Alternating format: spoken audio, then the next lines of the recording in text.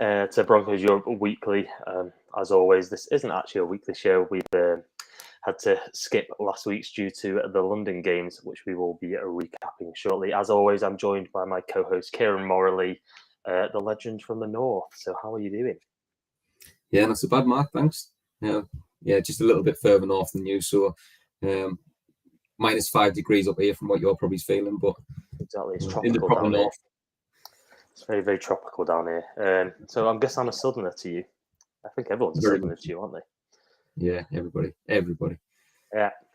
So we are proudly presented by our lovely sponsors, DENvsTEN Kit, our good friend Rene's company. They provide Broncos fans over Europe to get their chance to get their mitts on some quirky Broncos gears. You can get jerseys, hats, hoodies. You can even get some stuff for your dogs if you'd like to.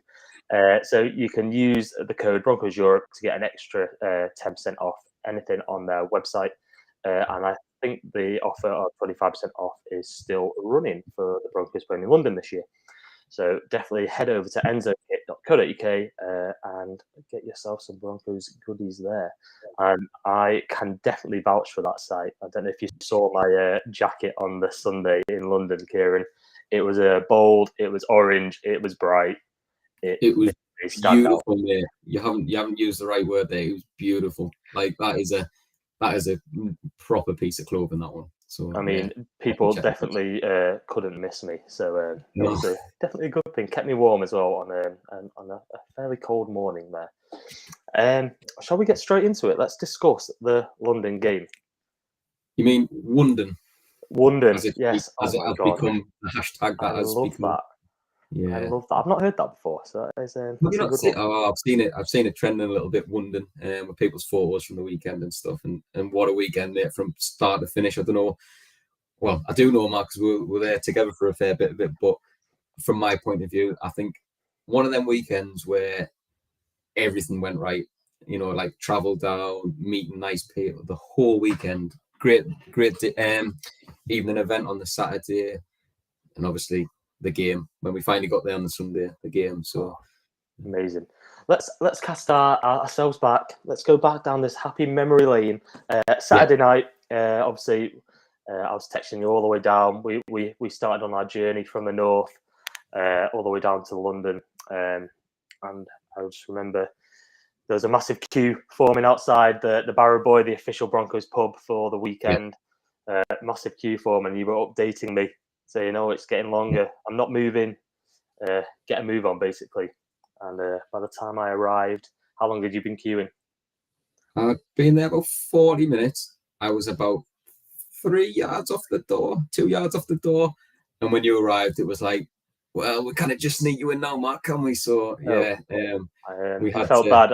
I could have done an Ian and just forced my way in, but I felt guilty just pushing my way in. No. So we took ourselves off, didn't we? Went and found the nearest pub and went about celebrating the Broncos being in London. And I think the best thing for me, was just seeing orange and blue everywhere in London. So you saw Broncos jerseys, Broncos hoodies, Broncos hats, and just every time you walk past one, they'd be like, "Oh, let's go, let's ride, go Broncos!" Yeah. So it was amazing to see. And the amount of people from different places, Mark. I mean, like obviously the amount of people who travelled from America to come watch it was staggering. Like it was like one in 3 people I was talking to, Broncos fans, were from America. But then obviously, our friends from Germany were there. I think there was somebody from Holland we bumped into, and just sort of all over Europe as well. So yeah, just brilliant. Yeah, and especially on the Saturday, not many Jags fans in sight. I think was kind of the general consensus between everybody. I think we were in the area around the Broncos pub and such, but even around Wembley when I was dropping my bags off at the hotel and things like that on Saturday afternoon, predominantly orange was the colour scene, and I think the Jags have got that local following now. Maybe it's from being coming for a few years, and that might have been a factor travelling in on the day. But it was nice to see, like you say, just a sea of orange here and there. So yeah, definitely. I mean, obviously we had our event, the Broncos London event, Saturday night at Belushi's Bar, sold out event. Over 200 people crowded into this lovely dugout bar we had hired, and just a massive thank you to Michael Colan, the guys organising that one, putting that event on. It was just amazing to mingle with so many Broncos fans from across the pond and, like you said, across Europe. I know we had the guys from Broncos España, the Italian guys were there, the German guys. I know they had their own meetup, but a couple of them came over. It's just, and we got to meet Superfan Ron on that night as well, and what a gentleman he is. Superfan Ron, I love that guy, and there's no doubt in understanding why he is Broncos Super Fan of the Year. Yeah. He is just the nicest guy that I think you could meet. He was paying it forward. He brought over a load of Broncos goodies that he was just giving out to make sure Broncos country was well represented in London. Yeah. I've not heard a bad word said about him, and I know he doesn't like all this praise. He just thinks he's there to support his team. But Ron, if you're watching or you're listening at all, just a massive thank you for showing up and passing on your love for the Broncos. It was great to meet you. Yeah, definitely. And then obviously Mark onto the Sunday morning and then the other Broncos Europe gathering that was held by, as you said before, the wonderful Rennie and the team. Again, like such a small little area of the Green Man pub that they had, but so many people sort of crammed into it sometimes. And again, such generosity from the guys, just like Ron sort of paying it forward and little giveaways and things like that. Of little Broncos memorabilia that we kind of get our hands on in this country. It's not available. It's just these little bits and bobs, and just made it for a great start to the day. Little bit suspect American style breakfast pizza come in on the morning, but you weren't keen, were you? You weren't keen. It had for anyone who didn't get to sample it. It was a breakfast pizza. It had bacon, sausage, veggies, and strangely enough, scrambled egg. No cheese, no sauce. Yeah, it was more like an omelette on toast or something. But yeah, from a pizza that didn't stop me tucking into a massive slice, did it? So no, I will eat anything I can get my hands on. So it was good. So massive thank you to Rennie for organising that, and I know you guys met up after the game as well, and a few more tagged along to that as well. Yeah. Now the Green Man pub in the morning, what an atmosphere in there! So I know DNVR hosted their event there, and they had pretty much the whole of it booked out, and it was just a sea of orange in that pub. And I know they are the official pub for pre-game at Wembley, but it was just nice to see it all decked out in orange.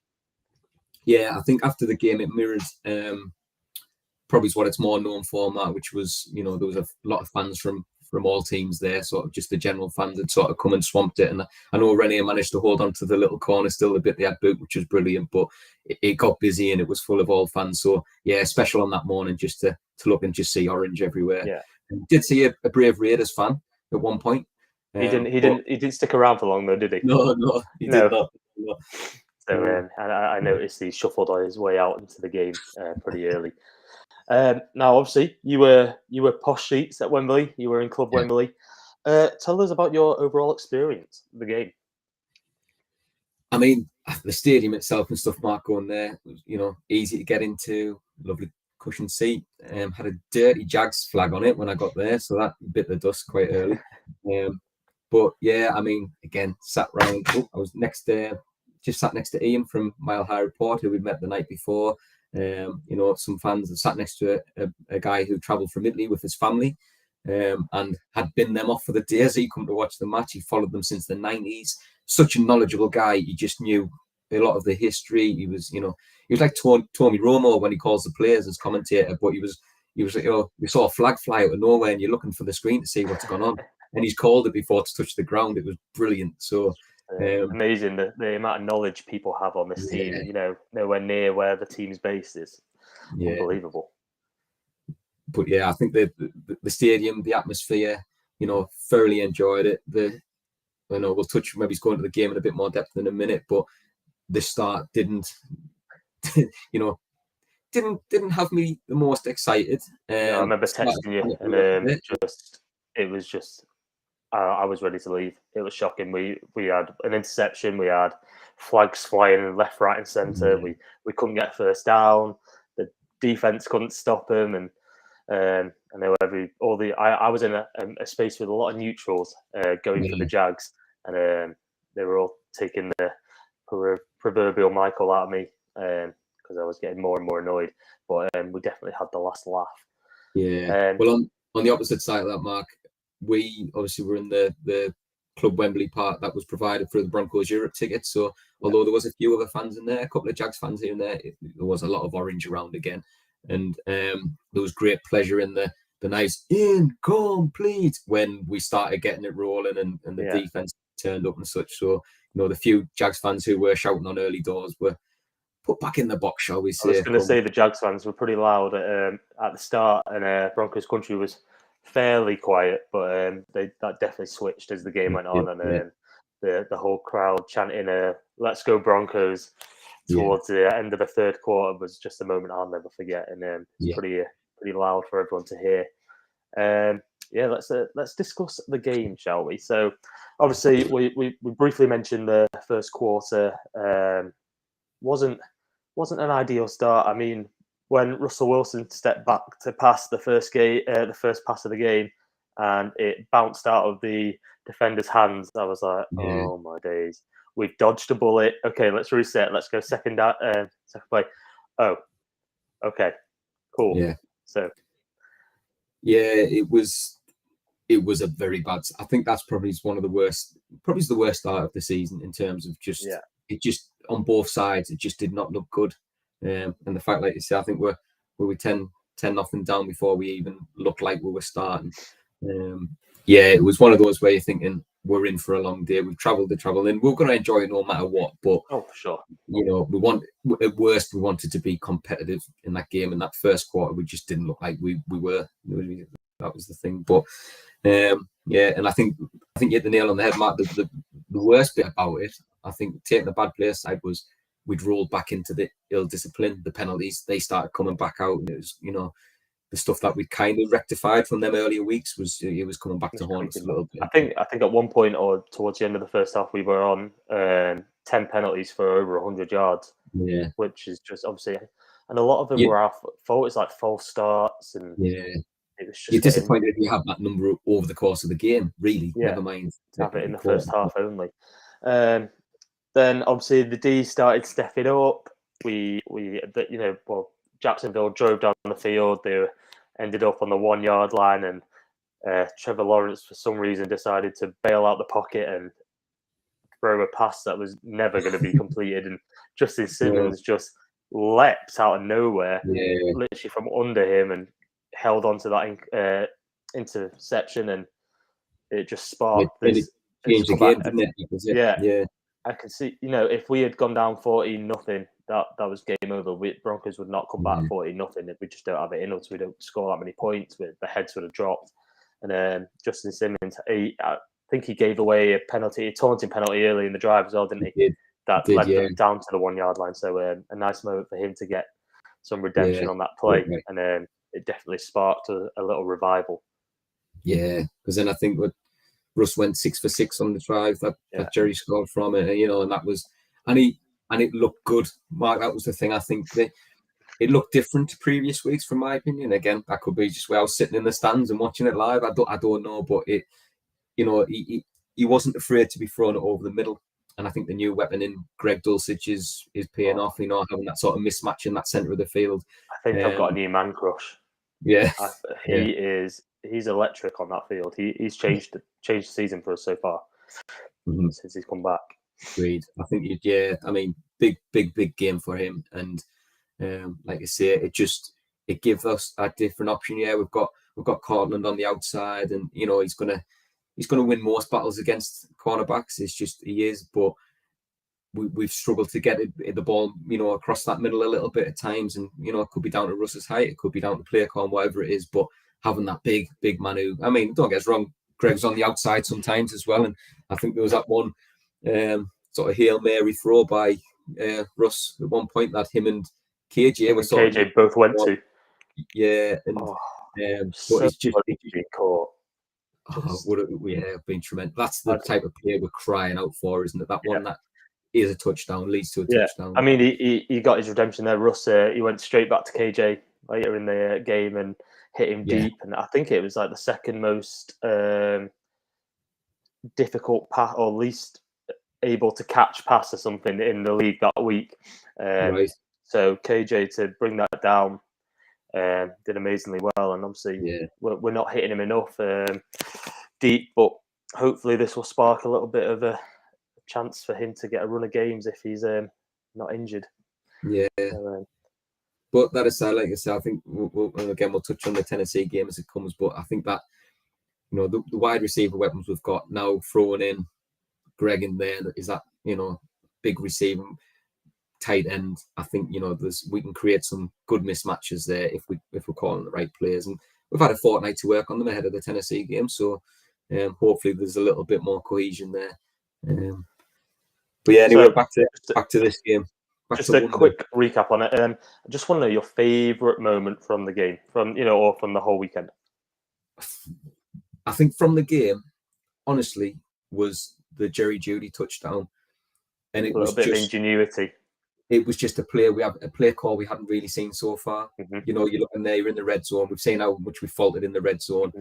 You're just thinking, we're gonna try and run it in. We're gonna get whatever, and yeah, just that little bit of ingenuity, like you say. And he just walked it in, really. And I thought that was it. That was when you thought, yeah, we've got a bit of a chance in this game now. You? I think that deep pass down the sideline to Dulcich when he got, I think he got like 68 yards or 70 yards on the 99-yard touchdown drive, and he looked like a man possessed. He wasn't dropping anything. He wasn't getting taken down. I was gutted he couldn't run it in for the touchdown. He was literally a yard short, and obviously Melvin romped it in. But I think, either that or the Kwan Williams interception with his club on his hand.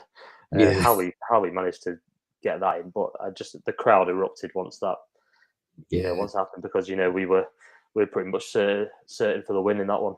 I also think, I know this is typical British person, but Sweet Caroline, just to hear the Americans like, what is going on here? Why is the whole crowd just erupted? It was a record crowd at Wembley or international game in the NFL to be all in unison singing Sweet Caroline. I'll never forget that moment. Worst moment though, Mark, was incessantly hearing the guy on the tannoy, Travis ETN. I was close to going in the trips with the Broncos season. We're not been great against the run. I know we're going to touch on this in a little bit when we discuss the Titans game. But ETN was he was amazing. He's improving week on week, and he gashed us for like 100 odd yards, receptions and rushing. So fair play to him. He won me a little bit of money as well. So every time when we get the win and your bet comes off against it, doesn't matter. But I think that Jags fans have questioned the James Robinson trade, and they might still, if injuries creep in, because obviously he has come back from a big one. You never know how that's going to affect the long term. But and I know us Broncos we haven't been the best against the run game, but he's going to be a good player in this league. He's going to score points. He's going to put up yards against a lot of teams. So it was just nice that we allowed him to do that, but then still had enough in the locker to get the wins. I think we found new ways to lose games this season, so it's nice just to see us find a way to win one. That's what we paid Russ $250 million for, to go down the pitch on the final drive and push one in for 6, and that's what he did. Because we could have dropped our heads after they scored their touchdown to go ahead, but fair play to them. They did the job, and fair play to Hackett. He's got 2 weeks extra now, so Shall we move on to the trade deadline, or shall we go on to the Tennessee game? We'll quickly touch on the trade stuff, I think, because it was an interesting week. There was a lot of speculation ahead of the London game. There was probably still a lot of speculation after the London game, I would say. I don't think it really quietened down, although there was, if we win that one, would we trade any players? But in all honesty, Mark, for me, as much as I like Bradley Chubb, and I think his injuries have been the thing that held him back for us more than anything. He started the year bright this year opposite Randy Gregory until he was injured. I think that's a good deal for both teams. In all honesty, I think it's a really good deal. I'm on the same page. I mean, the fact that he has played so well this year meant that we could get that first round pick for him. Let's be honest, we weren't going to pay him what he's got paid in Miami. So George Payton has done him a favour. He's traded into a contender this year. He's got himself paid. Broncos have finally got themselves a first-round pick in the draft, which we've been craving. Payton was looking for that. He's been looking for that all off season. I don't think we're going to stay there. I think we're going to drop down and trade that for more picks. But to get a first round, a fifth round, wasn't it, and the running back from Miami as well, it's just it's a great deal for both teams. I'm delighted to get that from him, to be honest. Yeah, and I think you're right. I think when you look at what Miami's paid, I'm not sure we would have paid anything, Mark. I'm not sure what that deal, if that deal would have happened yet. I mean, we brought in Randy Gregory, we've paid him a significant amount. And then if you look in the last 2 years of the draft, and we've drafted Baron Brown, and who've now obviously moved on the outside and looking fast, and hopefully, I know he's on the injury report at the moment ahead of the weekend, and one who might sneak in, but again, I wouldn't want to rush it if it's going to be off and run. But Jonathan Cooper drafted in the late round, 2021 as well, I think. And then obviously we've got Benito there now as well. And then obviously we plugged the gap with a later trade as well. So I think, I think that's it. It's been a shrewd move for me. I think that's the right move. I don't think we would have paid him, or definitely not that amount. I think our outside's looking, our edge rushers are looking pretty good if we can get them all fit. I'm not worried about that side, that room at all. So, and like you say, we've now hopefully got some picks to improve that O-line, I think, which is what we're all crying out for. But and interesting to see. I'm intrigued to see how Jacob Martin comes and fits into that room as well. And I think, we're going to touch on it in a minute, but I think this could be a week where we do see him, given the injury report at the moment. So I think, like I said, I think he's going to see meaningful snaps straight away. Like I said, we've got Cooper, he'll play. We've got Benito, who's going to hopefully start to show us what he's worth. He's second round pick, obviously, but Broncos first pick in the draft this year. He's been improving steadily. He's shown us glimpses. He just needs to put it all together. And then obviously Jacob Martin, he's got some pretty good moves. I think he's got 1 sack on the season so far, 1.5. So he is productive. Let's hope he can just fit in nicely and get some pressure. I think the main reason I'm quite happy we're not paying Bradley this year is so we can get Draymond re-signed. I think he's the main priority. We need to get him signed to a long-term deal. Although his comments this week have scared me slightly. Just about to say, there's been a few weird comments, but again, it's I've heard that he was good friends with Bradley Chubb and things like that, and sometimes it's like losing a bit of a family member, isn't it, for these guys at first? Somebody's gone away and it's going to cut deep for a week or so, but these are professionals, and if we show him that we want him, and which I kind of see why we wouldn't right now, playing out of his skin, I think that'll happen still. I'm quite confident that would happen. I mean, if we're not going to pay him, we're going to tag him anyway, so he's going to be here next season regardless. So any other news on the trade block you'd like to discuss? Anyone you're surprised didn't move on? Obviously we were rumoured to be receiving offers for the wide receivers. I know Packers were in for Jerry Jeudy, obviously not offering enough. Any thoughts on those? We talked about this on the last show, Mark, and we were discussing what we think would be the right package for those guys, and I'm not sure anything would have been enough. I think when you look across, obviously our offense has been a little bit underwhelming at times, is probably kind to say. But there hasn't been a lot of consistent production across the wide receiver room. Corton had a couple of good games early doors, and then he's gone a bit quiet. And that sync with Russ has gone a bit. But I think Jerry Jeudy and KJ in the last couple of games have probably been the more productive and sort of shown why we've still got them, on the roster, and should be keeping them on the roster. I don't think we would have gotten enough for me, so I'm quite happy that they have stayed. I don't think, and Albert O was probably maybe the only one, but again, I think we talked about this prior. I don't think we would have gotten much at all for him, and with the tight end room, there's guys out of contract in the summer. For me, he's a cheap pick. Keep him here for me.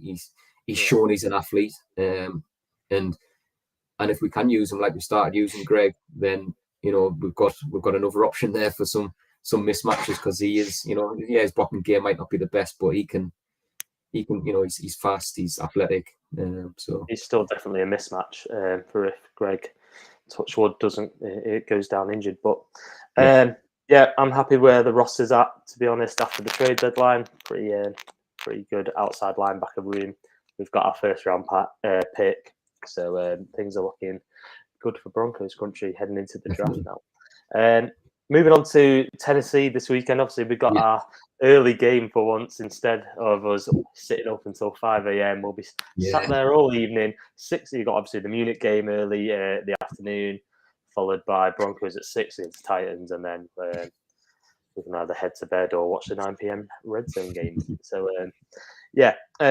initial thoughts on Tennessee. Is it a winnable game? Is it a must-win game? Or are they just going to run through us with Derek? I think they're all must-win games now, Mark. I think if we, you know, this next handful of games is going to dictate whether or not we're playing just to be playing the games, or we've still got an outside chance. Nothing's written off yet, but we need a good solid run in this back end, and it's happened before, so we're not counted out. But and I think on paper this is a winnable game. They are very, very good defensively. It's a bit like playing ourselves again, except I think our offense is probably a little bit more balanced. Probably not as productive, still not very productive, but a little bit more balanced. Whereas we know these guys, whether or not it's Ryan Tannehill or Willis, they're gonna be running that ball. Derrick Henry has pretty much been their only weapon, and much to our dismay, the run game has been our biggest weakness at times. Although we did shut up Eckler to some degree, and we have had those games. I think this one's a little bit different to other games, in my opinion, Mark, because I think we know they're going to come out and run that ball quite a lot, so we can adjust and maybe set up to accommodate that a little bit more than playing the Chargers, playing the Raiders, where Derek Carr's going to throw the ball, Justin Herbert's going to throw the ball, and they've still got them weapons in the backfield to run at you. So that's why I'm hoping Malik Willis starts. I don't think he's going to start. I think they're going to go back to Tannehill, but I'm hoping. I think he was like 6 of 15 last week.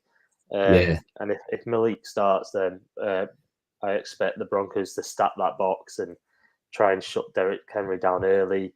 Because he might beat you in the air a couple of times, Malik, but he's not going to be that consistent threat throughout the whole game.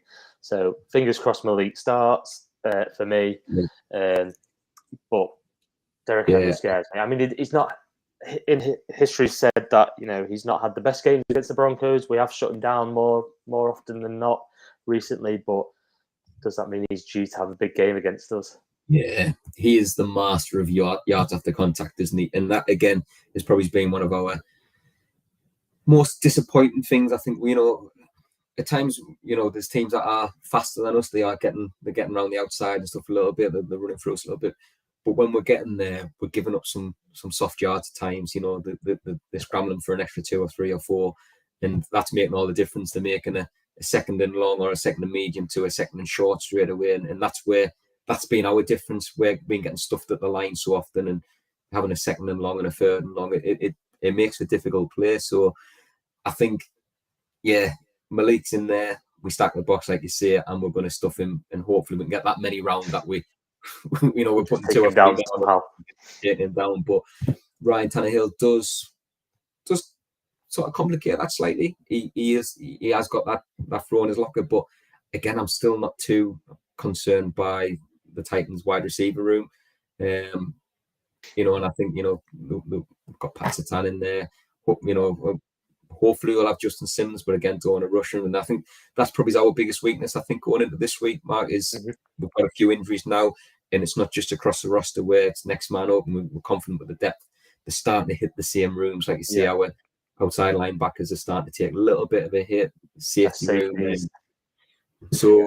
But again, I think we've got enough out there to win in the air. We're good enough against the passing game. It's just, I think that it's how we balance it if Ryan Tannehill comes in at QB compared to Malik Willis. But it's winnable. It's going to be a dirty one, I imagine. I think it's going to be very defensive again. But I'm just hoping that Russ comes out and shows what he did, and I think that's probably one of, again, I don't want to make this the Greg Dulcich show, but I think that's potentially a great option for us this week. Again, that mismatch in the middle. We've got Cortland out there still. We've got Jerry out there. We've got that big guy. Cortland's due another big game. We can't seem to get them both going at the same time, Jerry and Cortland. But hopefully Cortland can win a few matchups on that outside. Not drop a pass like he did in London, but which would have been a great game. Great yardage game for him. But and it's not a Cortland thing, and I think that's something we're not read too much into that London drop. It doesn't happen often for him. He's got good hands. Like you say, we'll put that one down to a under par day at the office for him, and hopefully he bounces back.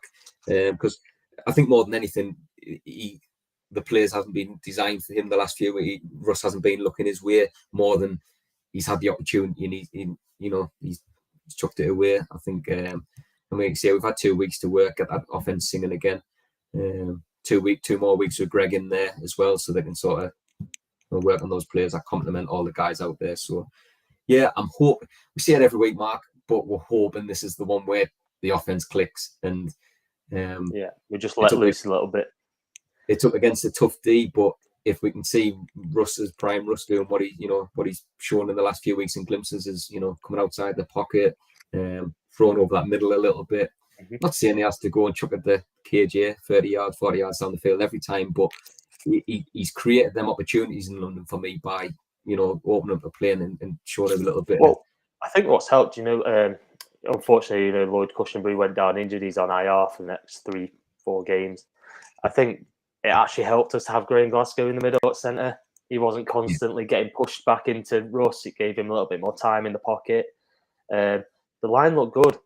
I think the line started to look good with Graham in there, and I think Lloyd Cushenberry could be in for a battle to regain his spot when he comes back. 100%, and that was in my notes, and we have got Luke Wattenberg there as well, and could this injury maybe spell the end of Lloyd, because he has struggled, and like you say, it just looked so much more settled in London. And like you say, I think we've got Quinn Minor's fit now.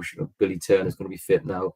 I think the only thing is maybe Calvin Anderson at left tackle. I think would Cam Fleming maybe go in ahead of him if he was fit, but nothing against Calvin Anderson. He played well. He had a good solid. He did nothing wrong in London's game, but obviously next season Garrett Bowles is going to come straight back in and take that starting spot back. Any other weaknesses on that Tennessee D that you think we're going to target?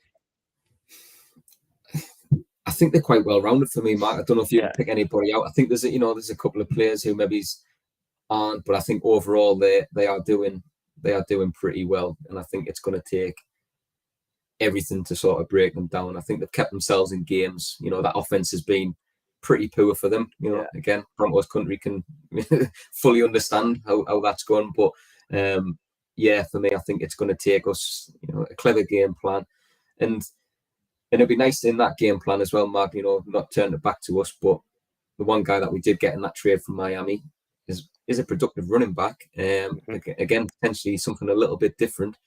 I mean, do you think we'll see some reps for Chase? He's had pretty much 2 weeks to acclimatise. He's confident he's going to get some snaps in that, and we might not see him in the running game itself, but he's a hell of a receiver out the backfield. So I expect him to come in on those sort of downs and provide us with another option. We'll have Greg in, we'll have Jerry on the inside, we've got Cortland on the outside. Depends on KJ's fitness, but we're going to have plenty of options off the pass there. I'm hoping we might see some screens using Chase. And we had go for big yardage in some earlier games. I can't remember which game it was. It might be in the Raiders game. There's a couple of games where we played some screen and it was productive. And then next week, and don't get me wrong, I'm not naive to think that you don't play different against different teams. We're sat here now picking out the strengths and weaknesses, or trying to, the best of our knowledge. But there's some things that have worked for us this year, and then we've not seen them again. And like you say, somebody like Chase, especially with the speed that he'll have, that could work well. So but no, I think for me, I think it's more the strengths on that D for me, Mark, that we have to be worried about. And I think if our O-line builds on what they did on London, I think they might do all right. But I think their defense and that D line, I think they're gonna be coming at trying to get at Russ. And this is definitely the hardest winnable game we've got. In the next couple of weeks. If we can come out the next 3 weeks with 3-0, I think we've got Titans Sunday, then we've got Raiders at home, and then we've got the Panthers.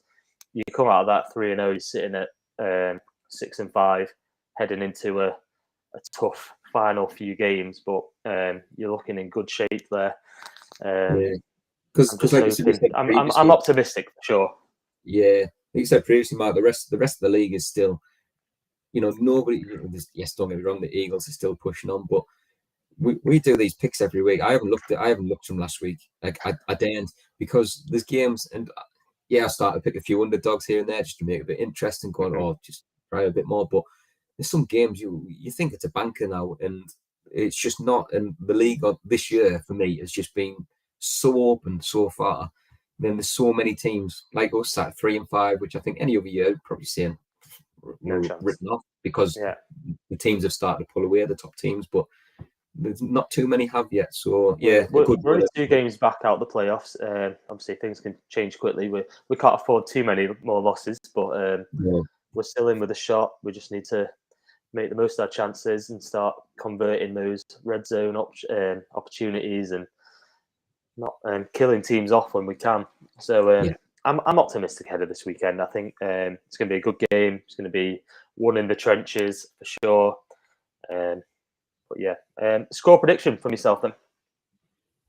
I think it's going to be a very defensive game, as I said, Mark, but I do, maybe it's too optimistic, but 21-13 Broncos.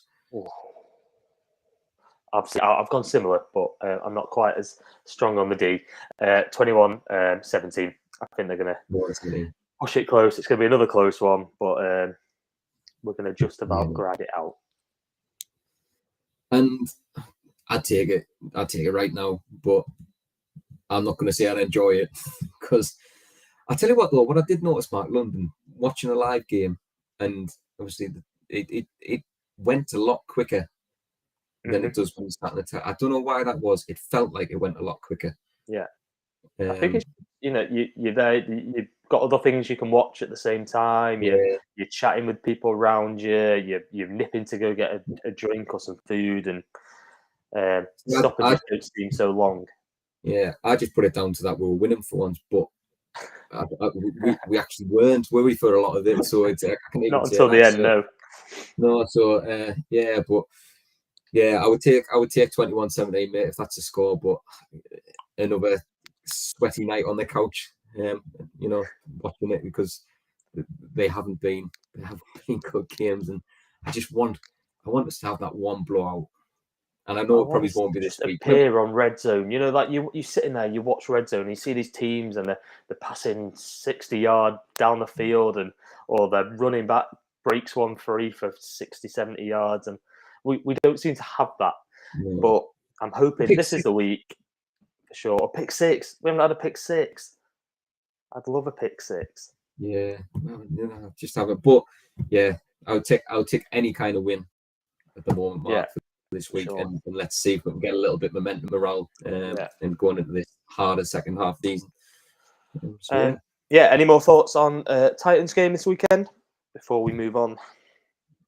No, I think we've covered it all for me. I think it's going to be a good, interesting, dirty matchup, and we're gonna win. I'm that confident we're going to win. Okay, so if you would like to join us in discussing all things Broncos, we've got our Discord group. It's a great laugh. We have some fantastic discussions over there. The link to the Discord group is over on our Twitter. But if you're not sure where to find that itself, we have the Facebook group as well, where you can join with the chance to win $50 of gift cards from Endzone Kit every week if you guess the score correct. I know I've won before, Kieran, and you've not managed it just yet, have you? not quite. No, I'm too optimistic when I make my score predictions. That's the problem, Mark. I think the only time I've won is when I was the only other person to guess the other team. So I played my cards right and went the other team and managed to win. That quote is forever tarnished now. Every time you wear that, just let that say you bet against the Broncos to win that quote. Yeah. So yeah, feel free to join us on Facebook, Discord, Twitter at Broncos EUR. Give us a little subscribe on YouTube. We're trying to build that up. It's not easy, but trying to build it up, get some likes over there, and we'll be back next week to discuss all things Titans matchup. Hopefully, discussing the win, and then obviously on to Raider week. We will discuss Hater Raider week. So thank you once again for joining us, Kieran. It's been an absolute pleasure. Thank you for coming on, and we will see you next time.